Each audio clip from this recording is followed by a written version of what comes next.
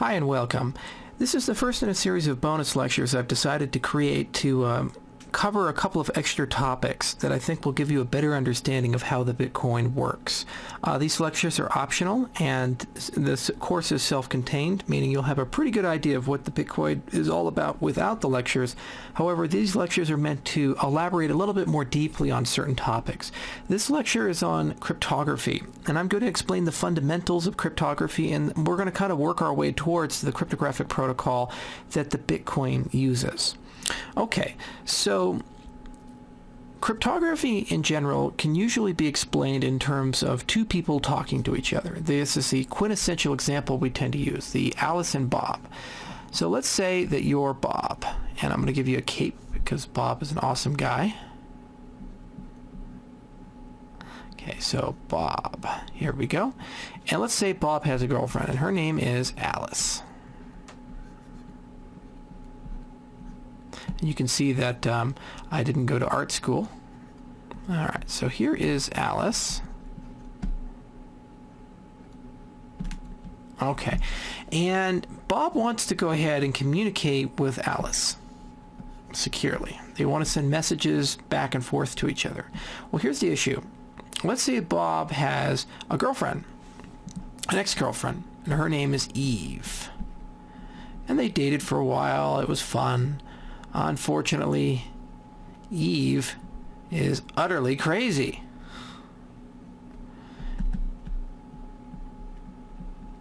And so, obviously, Bob no longer wishes to associate himself with Eve.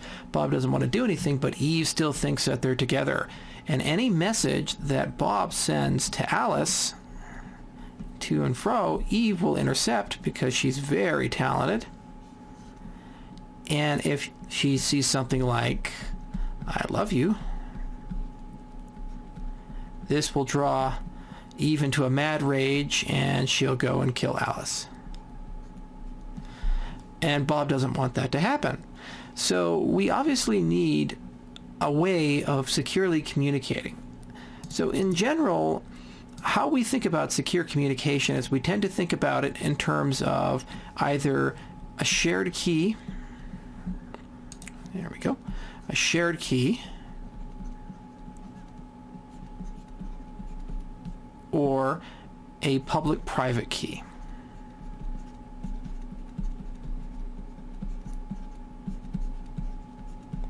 Okay, so let's begin with the shared key. Under the shared key case, Bob here and Alice, what they do is they meet up at the park. They go somewhere. And they decide on a secret key K. Okay, so we'll write secret right here. And what Bob does is he takes a cryptographic function, it can be very many, and he takes this message he wants to tell Alice, and he uses that secret key, and it outputs a cryptographically secure message. So, let's say Eve intercepts it because she's very talented and very persistent. Eve. When she gets this message, it's garbage. She can't understand it. And it would take a very, very long time by brute force alone to try to go ahead and figure out what this message is. Billions of years or millions of years, a lot of time, even factoring in the growth of computer rate. However, because Alice has that pre-shared key, that secret key, what Alice is able to do is take that secret key, and it's going to go ahead and spit out the original message.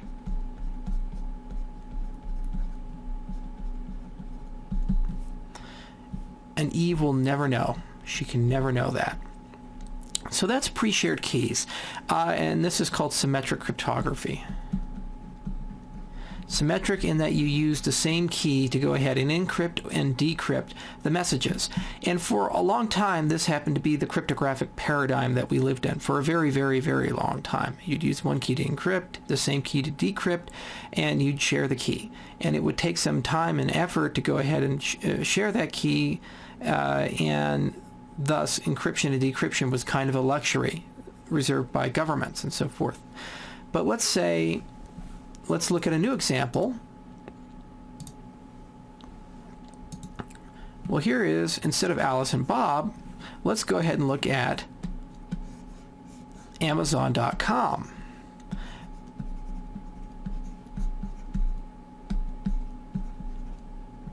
Okay, so Amazon.com, I think this is their logo that has that A through Z thing. So Amazon.com, it lives in somewhere in California, and they have many, many servers.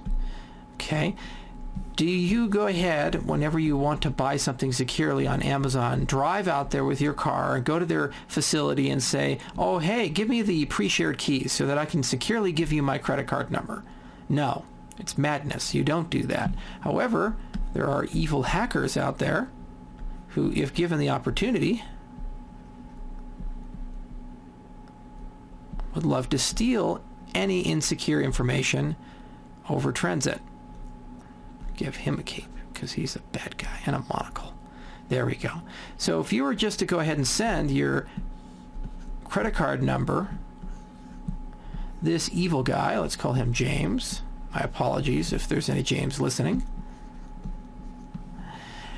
viewing, is going to get your credit card number.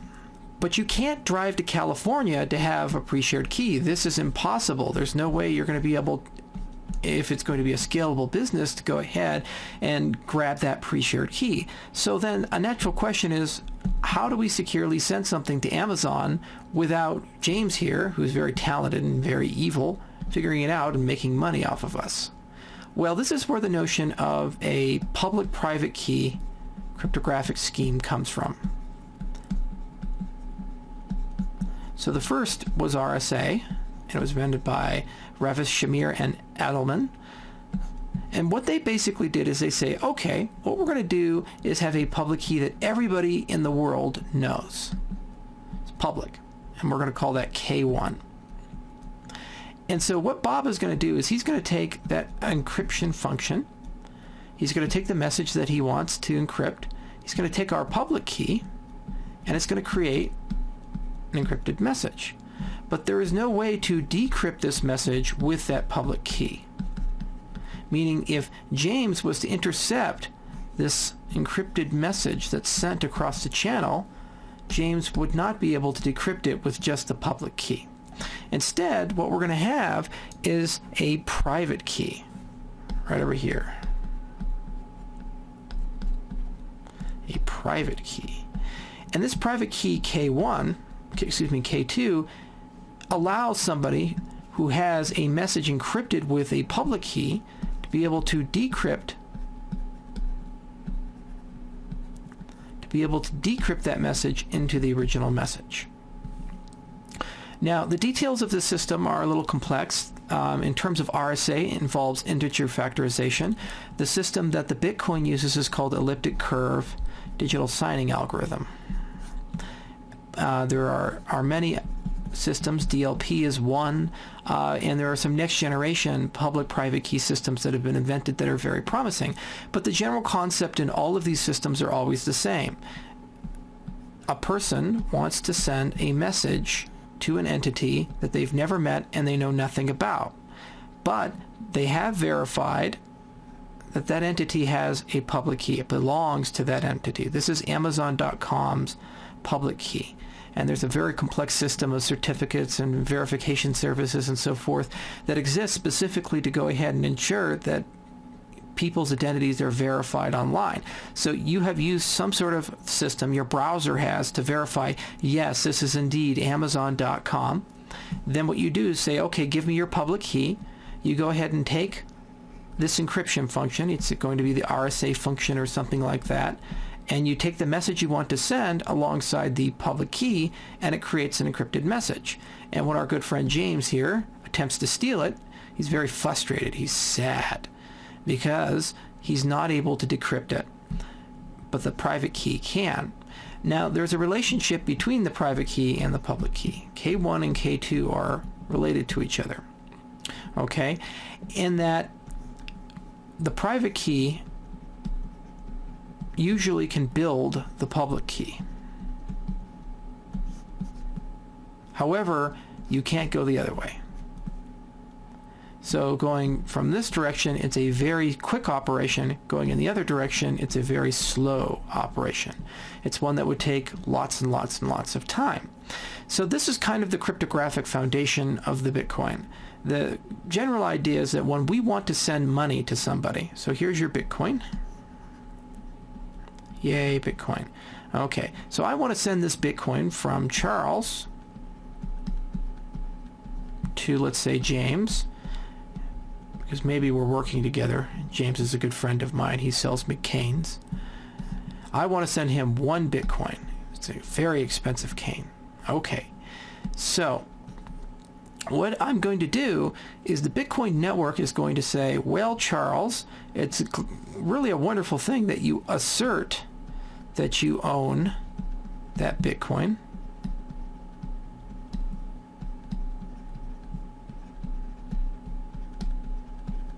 Okay. It's really a wonderful thing that you claim that you own this Bitcoin. However, you have to prove it. The Bitcoin has 2 parts using that digital signing algorithm. It has a public key and a private key. And everybody in the network understands the public key. Okay? But only I own the private key. It's the only person in the world that knows that. So using my private key, I can verify that I do own that Bitcoin, and I am authorized to go ahead and transact it over to James. So only the person who holds the private key for a particular Bitcoin is capable of going ahead and transmitting that Bitcoin. And that assertion that you own it can be verified because people can do a test with that public key. So here's an example. Let's say I claim I own that key. I own it. Okay, and you say, well, you prove it. So here's how we're going to do that. You're going to take something like candy. Okay? And you're going to treat me like James. You're going to take candy, you're going to take the public key, and you're going to encrypt it.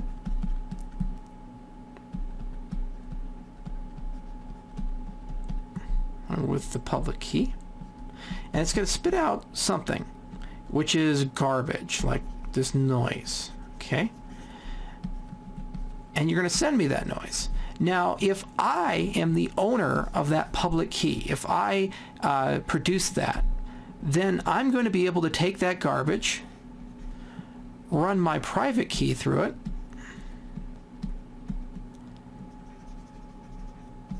and it's going to pop out candy. Okay? And I'm going to send it back to you. And so the question you're going to ask is, what did I send you, Charles? And I'm going to say, you sent me the string candy, or whatever test you want to use. The Bitcoin network works in a similar way for transactions.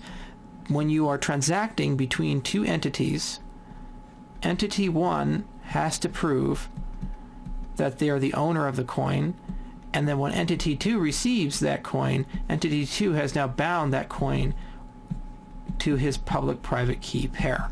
And because entity 2 is the only person who owns the private key, entity 2 is now the only person who is capable of spending that key. So that's basically the Bitcoin's encryption in a nutshell. I'm not going to go over the elliptic curve digital signing algorithm, nor am I going to go over the protocols on how exactly this proof works. It's not necessary to really understand the cryptographic security. What is necessary to understand is that going from the public key to the private key with the particular algorithm is impossible in normal time. ECDSA is very secure. It's used by the CIA and also by the NSA, amongst other agencies. And so there's a consensus that this cryptographic method is nearly unbreakable unless you have lots of special information and it's not been implemented correctly. From the many thousands of security experts who have looked at the Bitcoin's implementation of ECDSA, along with all the other nifty security details of the Bitcoin, the network as a whole absolutely believes that the public-private key scheme that they've implemented and the authentication system that they've implemented is indeed secure. In fact, it's so secure, it's much, much more secure than regular online transactions. And this is why we say Bitcoins are better than credit cards, or Bitcoins are better than cash transfers, and et cetera, et cetera. Okay, that's all I have for you. If this lecture makes sense, go ahead and let me know.